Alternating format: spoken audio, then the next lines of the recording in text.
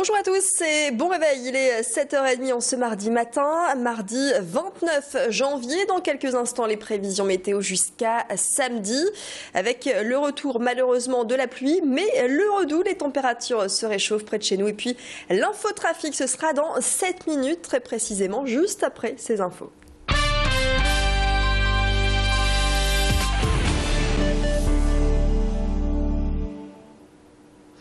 Et pour débuter ce flash, la grogne des salariés de la Redoute à Wattrelos. Hier matin, ils ont débrayé pendant 2 heures en bloquant le passage des camions de livraison. Objectif, protester contre la suppression du bus des mines en juin prochain. Un bus qui permet à une trentaine de salariés originaires du bassin minier de se rendre gratuitement au travail dans la métropole. Ce service concerne surtout des salariés en fin de carrière, beaucoup de femmes sans permis. Parfois. En compensation, la direction propose 2 500 €. De leur côté, les syndicats émettent l'idée de minibus au lieu de cars de tourisme dans un souci d'économie. Pour ces salariés, supprimer ce moyen de transport, c'est leur supprimer leur emploi. Parce que déjà aujourd'hui, ces salariés mettent 1 heure, 1 heure et demie de transport.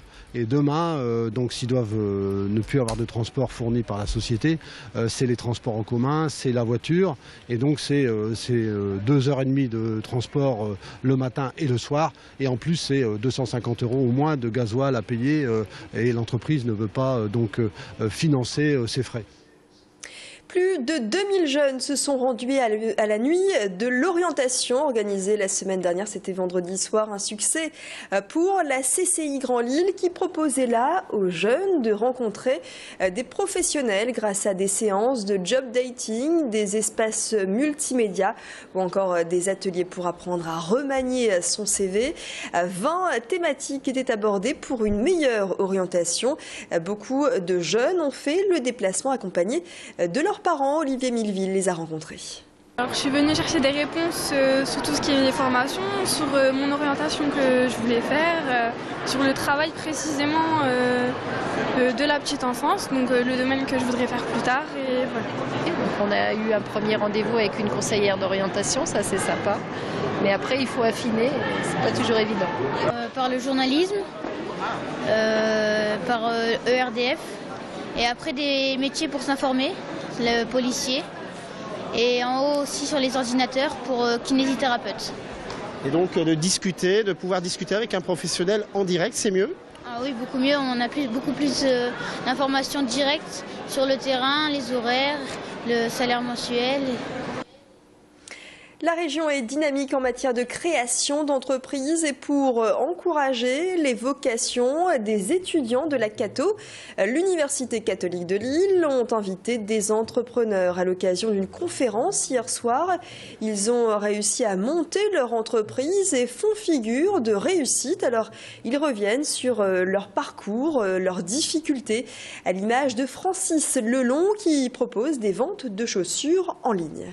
Ça n'a pas été simple, mais je crois que ce qui a peut-être fait le succès de l'entreprise sur le long terme, c'est d'abord une vision qui nous a été donnée par une société américaine qui avait démarré 3-4 ans avant nous, donc qui nous a permis d'avoir la conviction, parce que pour l'anecdote quand même, quand on a démarré la société, on avait fait un petit sondage autour de nous, et sur les 100 copines qu'on avait interrogées sur l'achat de chaussures en ligne, 100% nous avaient répondu que jamais elles n'achèteraient leurs chaussures sur Internet.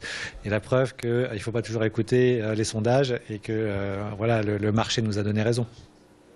On poursuit notre série de portraits de nordistes. Découvrons le coup de crayon d'Éric. Lui aussi a décidé d'entreprendre il y a quelques années maintenant. Il est illustrateur dans la pub ou pour des dessins animés. Tanguy Lécluse s'est rendu dans son atelier de Saint-André-les-Lilles.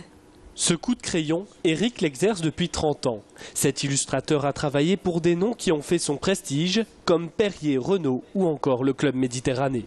Un métier qui exige d'être sans cesse à l'avant-garde de la mode, sous peine d'être sanctionné. La sanction, c'est le téléphone qui ne sonne plus et les mails qui ne tombent plus.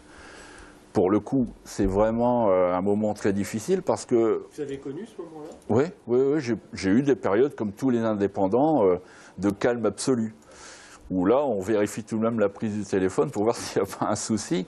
Une clientèle principalement régionale et parisienne qui ont des demandes exigeantes et précises, comme ici les mascottes officielles du Tour de France 2012. Il y a plusieurs choses qui m'intéressent là-dedans. C'est le fait de pouvoir travailler donc, sur des mascottes, ça c'est vraiment un domaine que j'aime bien faire, mais notamment, encore une fois, avec les contraintes qui me sont imposées. Des contraintes imposées qu'Éric tente d'oublier à ses heures perdues en dessinant des tableaux en relief. Ça, c'est typiquement le genre de petites compositions que j'aime bien faire avec des choses très simples. C'est que du papier, un peu de crayon de couleur. Là, j'ai aucune contrainte puisque c'est vraiment des créations pures. Prochain défi pour Éric, se lancer dans l'illustration 3D pour évoluer vers de nouveaux horizons. Voilà pour ce portrait de cet illustrateur. Tout de suite, vous retrouvez les prévisions météo. Il est très précisément 7 heures passées de 36 minutes. Une météo marquée par l'humidité en ce mardi 29 janvier. Par contre, les températures augmentent et ce sera le cas au moins jusqu'à vendredi. On voit ça dans le détail avec le bulletin météo complet juste après ce flash. Et puis on ira faire un tour sur les routes car ça se complique sur l'autoroute A25, sur la RN 41 et sur l'autoroute A1, ça se complique à cette heure-ci, le trafic se densifie. Excellent réveil à vous à 7h45, un prochain flash, nouveau flash sur Grand Lille TV, votre chaîne d'infos en continu dans la métropole lilloise.